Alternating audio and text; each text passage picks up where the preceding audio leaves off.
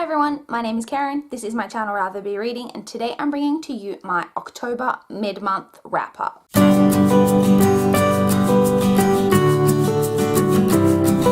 It feels like it's been a really long time since I filmed a mid-month wrap-up, but I'm really been trying to get back into my normal kind of filming routine this month with all of my usual videos, and I have read 10 books in the first half of this month from the 1st through the 15th, so let's jump straight in and talk about all 10 books that I have managed to read so far in October. The first book that I completed in the month of October was actually a graphic novel. That is the Speak graphic novel. So the novel was originally written by Laurie Halse Anderson, and it is based on her original novel with art by Emily Carroll.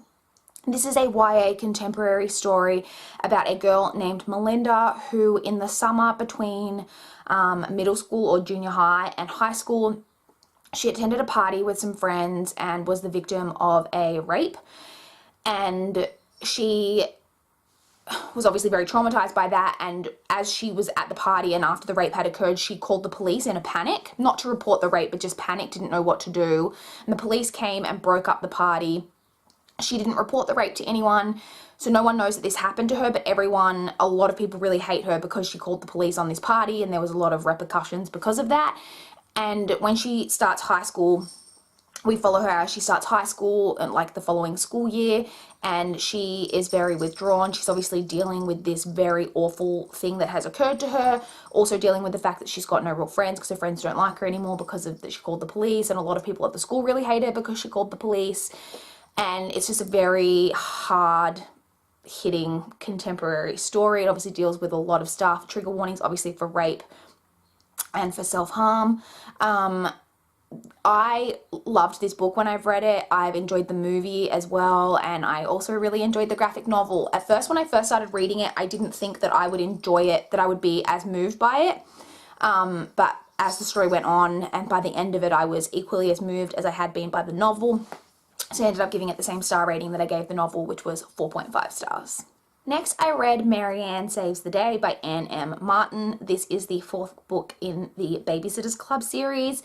This one obviously follows Marianne, and it basically involves the babysitters getting into a really big argument with each other. I enjoyed this one. I enjoyed the whole series. This one, maybe I didn't enjoy quite as much. It's like definitely not my favorite of the ones that I've reread so far, but I did really enjoy it, and in the end I gave that 3.5 stars. I then listened to an audiobook that was Dangerous Refuge by Elizabeth Lowell. This one was narrated on audio by Betsy Zyko. So this one is just a an adult romance story that basically follows a man who is a police officer. He lives in the city, however, he did spend some time growing up in the country with his uncle. His uncle has recently died, and he goes to the ranch where his uncle lived, and he meets a woman there who his uncle had some dealings with and who actually found his uncle's body, and basically a romance forms between the two of them. I didn't really like this story at all. As it went on, it just got more and more cringe for me. There was a lot of banter, like sexy banter, like almost dirty talk style, that was very cringe-worthy for me. I also really didn't enjoy the mystery, and then there is a mystery aspect to the story surrounding the death of the uncle, and there was also just a lot of parts of the story that just made very little sense to me, and I just really didn't like it, and in the end I gave that one 2 stars. Next, I read He Loves You Not by Josie Eccles. This is one of my backlist Kindle books. It is, I believe, a self-published book that I believe that I purchased for free off Amazon. It is a YA story that basically follows 2 teenage girls who are best friends, and they make a pact at one point during the story that they're never going to let a boy come between them. And of course, inevitably, a boy does come between them when they both fall in, well, both become enamored with the same boy, shall we say. This story was not very good.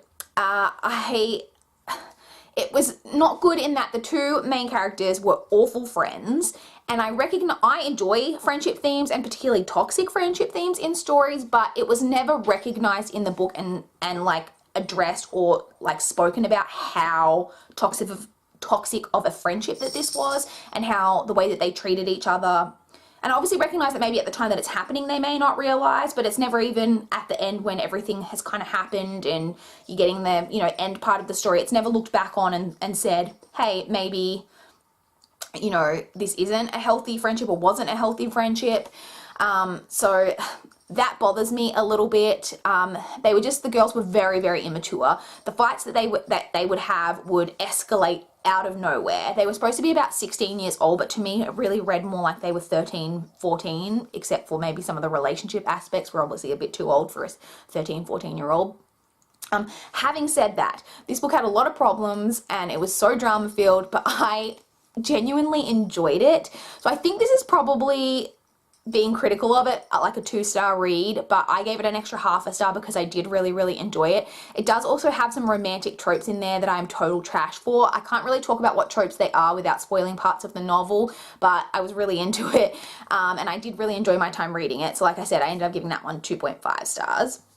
I then read Stray by Rachel Craw. This is the second book in a trilogy. The first book was Spark by Rachel Craw, and this is basically a YA it's not urban fantasy, I guess paranormal story about it's set in our world, but we have these people who are called shields, and they every now and again will come across someone and they will spark with that person, and that will give them an uncontrollable urge to protect that person. They will have to protect that person at all costs, and with that they do have some extra abilities like faster healing and speed and strength and all of that type of thing. And we're following a main character who's a teenage girl who is a spark. Sorry, she is a shield and sparks with people.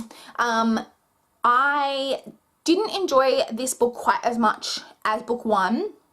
However, as the story went on, so this story, I can't talk about it without spoiling it, but there's a setting that we're in for a large part of this book that I just didn't really enjoy. However, at the end of the book, there is some events that kind of took place where I didn't expect the author to go there, and I did appreciate that she was willing to go there.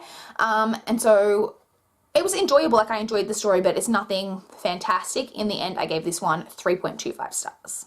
Next, I read Dawn and the Impossible 3 by Anne M. Martin. This is book 5 in the Babysitters Club series. Again, really, really enjoyed this one. This one follows Dawn, who is the newest member of the Babysitters Club. She's recently moved to Stony Brook. I enjoyed it. Not a favourite, as the other last one wasn't a favourite, but I still genuinely just enjoy rereading this series. It's a lot of fun and just very nostalgic, and in the end, I gave that one 3.5 stars. I then read Prey by Rachel Vincent. This is book 4 in the Shifters series by Rachel Vincent. I think this is my favourite in the series after book 1. So we had book 1, which I enjoyed, book 2 and book 3, which I also enjoyed but weren't as good as book 1, and then this one, which I did really enjoy again. I was really into the plot in this one. There is again an event that takes place in this that I didn't expect her to like go there with it, and she did. And I always appreciate when an author's kind of willing to do that, because a lot of times they don't. I will say that there was an event that happened towards the end that I wasn't entirely down for happening, but I still enjoyed the story overall. I will say that a love triangle comes very heavily into play in this one.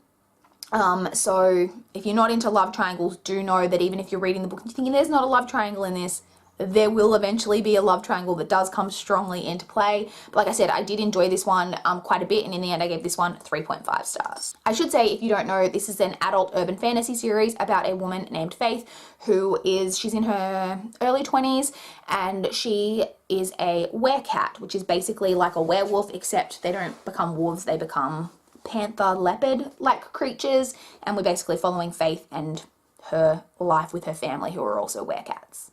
Next, I read Christie's Big Day by Anne M. Martin. This is the 6th book in the series. Again, really enjoyed this one. This one was probably my least favorite of the ones that I'd read so far, and I was thinking about giving it a 3-star rating because it did get a bit monotonous in the middle.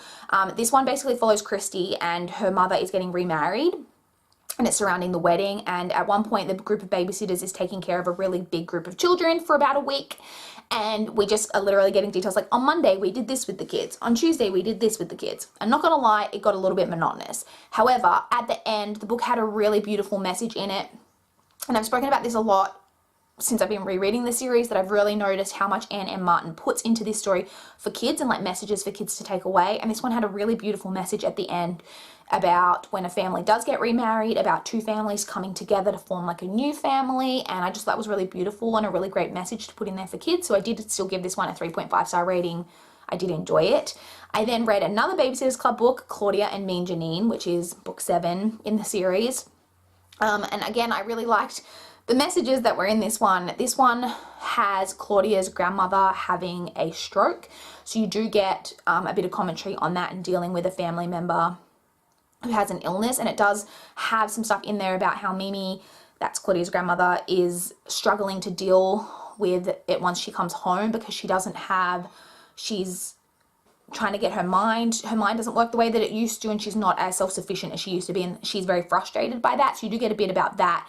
And you also get a lot about sibling relationships and how just because two siblings may be very different, have very different interests and don't always get along, doesn't mean necessarily that you don't love each other and that type of thing. So again, really good commentary in there for kids. And again, I enjoyed it and I gave that one 3.5 stars.